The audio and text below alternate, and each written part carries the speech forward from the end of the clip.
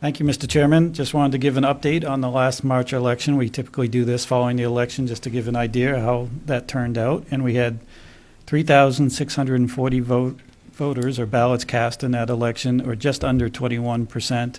And you can see on the screen how that represents compared to the last 10 years or so.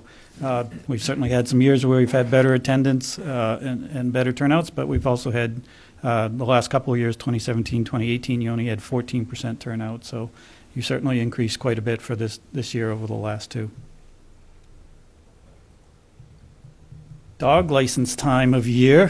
By April 30th, you're required to get a new dog license. No fines or penalties come out until a couple months later, but we certainly encourage you to start in and getting your dog licenses done as early as possible. That I should mention, the image there is our top dog that the council will be meeting at our next council meeting. So. The Sportsman's Field lighting, I did want to update the council and the community on this. We did have to remove the 3 poles along the woods side of Sportsman's Field because they were just completely rotten. As the council is aware, we had an engineering study done of those poles, and we had to take down the worst of them. And as you can see, when they came down, this picture on the left absolutely just shattered the pole in half. That was completely rotten through, and it was very good that we took it down when we did, especially with some of the winds we've had in the last 10 days or so. And the picture on the right is of what we believe to be a woodpecker egg from a previous year, not a current year egg, but just goes to show that we had nesting going on inside the poles. So clearly they needed to come down. We will make a determination on the 3 poles that are opposite the woods line later this summer.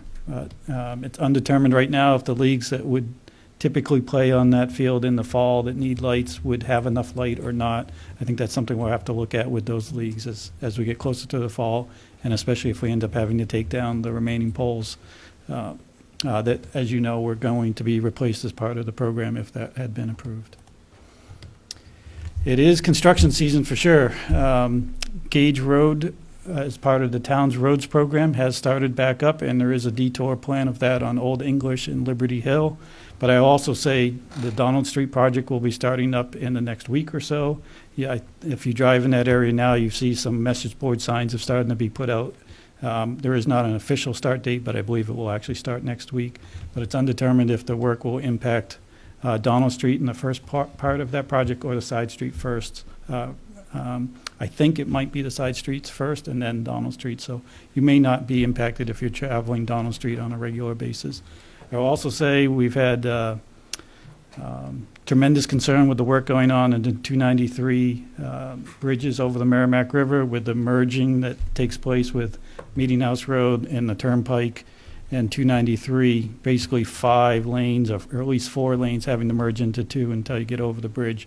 Public Works Director Jeff Foote is going to contact the state DOT to see if there's anything that can be done, and including anything is in terms of maybe doing more work at night or doubling their crews to get that job done as quickly as possible. I think we've all seen that it's causing a real backup, especially on the Everett Turnpike northbound and 5 p.m.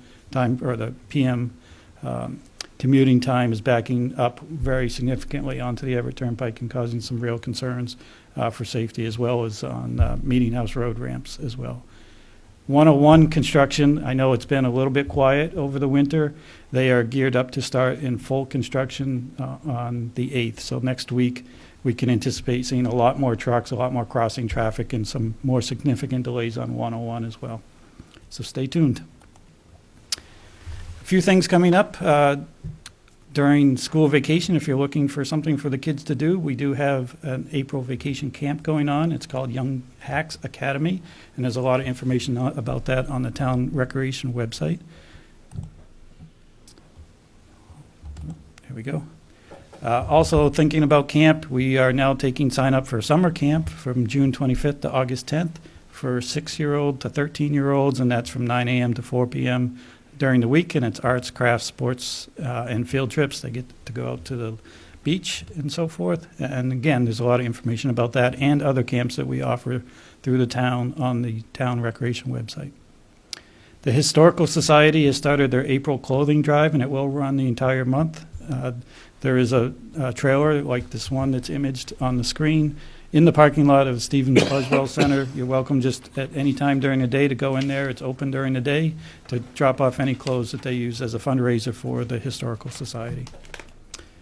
Our library concert series continues on Sunday, April 7th from 2:30 to 4 with the Mike Rogers Trio.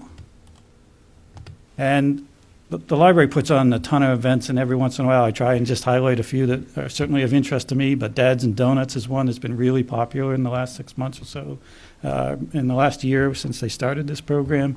And this is on Saturday, April 13th. It's usually once a month on Saturdays. Saturday, April 13th at 10:30 a.m. There are a ton of library events, again, just highlighting a few. Here's another one during school vacation week. Shadow Puppet Show on Wednesday evening, 6 p.m. on the 24th. I strongly encourage you to check out the library website and the recreation website for all kinds of activities during school vacation week, as well as their Facebook pages. Saturday, April 27th is National Drug Take-Back Day, and Bedford always participates in that program. It's 10 a.m. to 2 p.m. again on the 27th, Saturday, and that's at the safety complex.